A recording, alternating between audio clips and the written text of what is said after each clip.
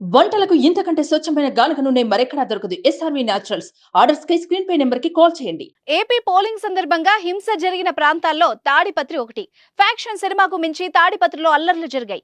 MLA Kethireddy Peddareddy, TDP నేత జేసీ ప్రభాకర్ రెడ్డి ఇద్దరు తగ్గేదే లే అనడంతో పెద్ద ఎత్తున వైసీపీ, టీడీపీ నేతలు కొట్టుకున్నారు.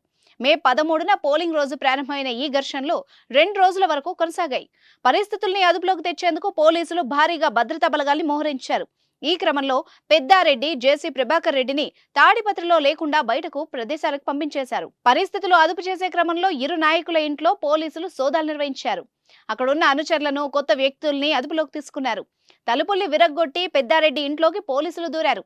తాజాగా పెద్దారెడ్డి ఇంటిని వందలాది మంది పోలీసులు చుట్టుముట్టిన వీడియో ఒకటి బయటకొచ్చింది.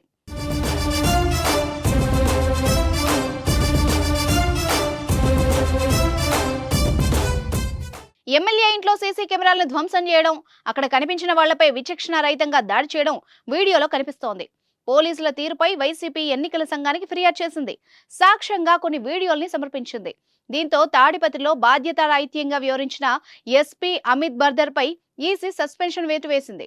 తాడిపత్రి డీఎస్పీ గంగయ్య, సిఐ మురళీకృష్ణలపై బదిలీ వేటు వేసింది. మరోవైపు తాడిపత్రిలో ఇంకా ఉద్రిక్త పరిస్థితులు కొనసాగుతుండటంతో పోలీసులు భారీగా పహారా కాస్తున్నారు. ఇక అటు కేతిరెడ్డి పెద్దారెడ్డి, జేసీ ప్రభాకర్ రెడ్డి ఇళ్ల వద్ద పోలీసుల బందోబస్తుంది. గొడవల సందర్భంగా ఆందోళనకారులను చెదరగొట్టేందుకు ప్రయోగించిన బాష్పవాయువును పీల్చి జేసీ ప్రభాకర్ రెడ్డి అస్వస్థతకు గురవడంతో ఆయన సికింద్రాబాద్ లోని ఓ ప్రైవేట్ హాస్పిటల్లో చికిత్స పొందుతున్నారు.